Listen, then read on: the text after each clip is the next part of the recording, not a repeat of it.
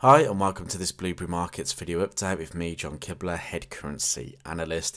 In this video I'm going to take you through the week ahead analysis. We're going to identify the news in the Forex markets this week as well as some trading charts to watch. So let's go take a look at our news ahead this week. We can see that we have central bank data this week. We have multiple speeches as well. But we really kick off the week with the RBA rate announcement, looking like we're going to see a 25 basis points hike from the RBA. However, investors are really going to be keen to see what happens in the rate statement after, because obviously inflation in Australia is continuing to rise. So we should see the RBA comment on this, and in fact we may see the RBA talk about hiking rates a little bit more aggressively in the future if inflation does continue to rise. Now the CPI, or inflation in Australia, grew in Q4 from 7.3% to 7.8%, and that could be a real concern for the RBA. So it'll be interesting to see. I doubt we'll get a shock here. I think they will see the 25 basis points hike. However, the RBA in their statement may talk about having to increase rates further. And we've seen that the fact that the Australian dollar has been quite supported recently. So obviously against the dollar that has changed slightly, but against other currencies the Aussie is still fairly supported. So it'll be interesting to see the outcome of this on Tuesday. We then have announcements or speeches from many central bank leaders. We've got the Federal Chair Powell speaking here, for instance, as well as the Bank of Governor Macklem speaking for the Bank of Canada. So that's going to be an interesting an interesting Tuesday, the February the 7th. We then follow Wednesday with the FMC member Williams speaking. So again, some more interesting dollar developments here. We have monetary policy report hearings out of the UK, followed by GDP data, where you can see the GDP data in the UK showing a quite significant decrease from 0.1% to minus 0.3% on the forecasts.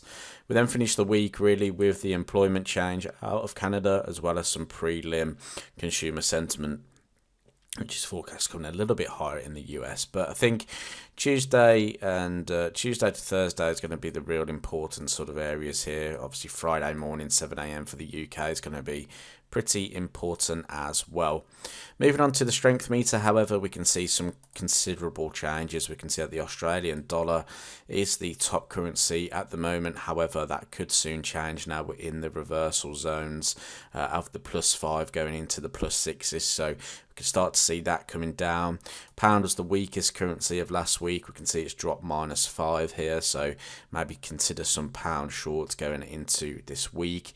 The dollar isn't reflected here at the moment. The weekly change is technically running a week behind, and the dollar technically hasn't changed trend against most currencies. So that's why we haven't seen this jump up, and that's what the strength meter is based upon. So haven't seen that jump up just yet, may be reflected in next week's figures.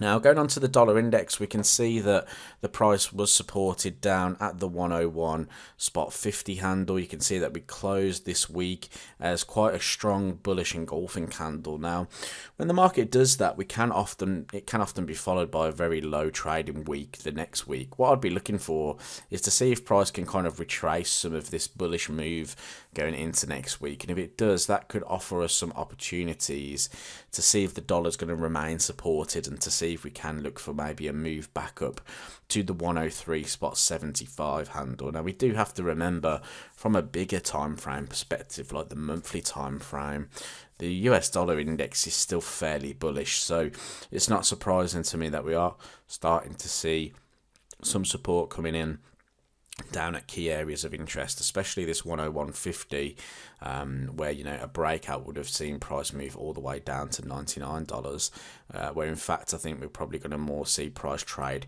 back to the upside here for the dollar in the short term.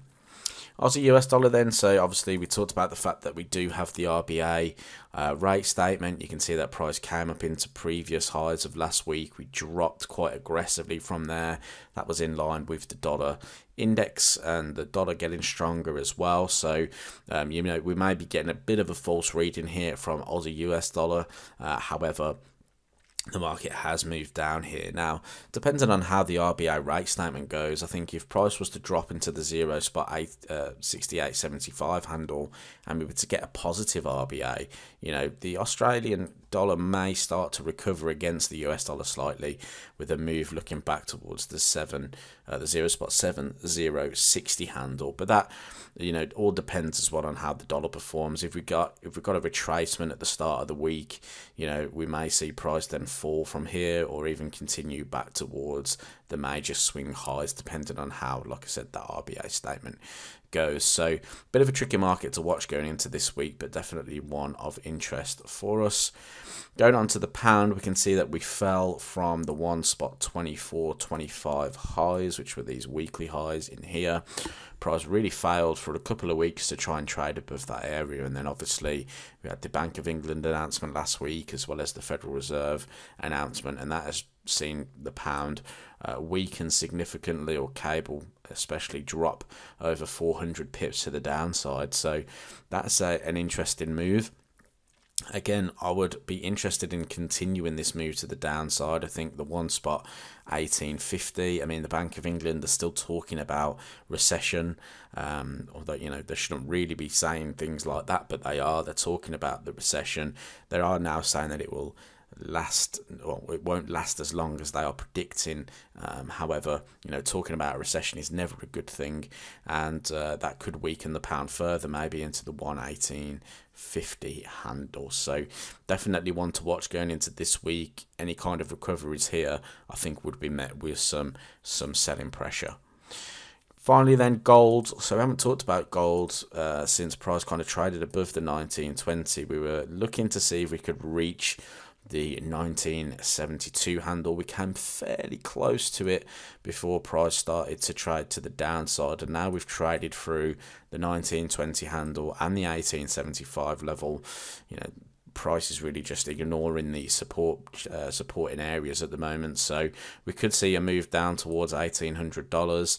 Again, I think this is going to be one to watch. If we get a slight recovery this week, I would be looking for those bearish kind of trading patterns, you know, your head and shoulders, your double tops, your things like that on your lower time frames, to try and calculate when price may start to continue this bearish move, because I do think that this could continue in the near term. So definitely something to be aware of. I hope you enjoyed the trading content last week. I hope you enjoyed this week's upcoming content, and I look forward to speak to you in the next video. If you did like it, leave it a thumbs up and subscribe to the channel to see more. So thank you for watching. Catch you in the next one.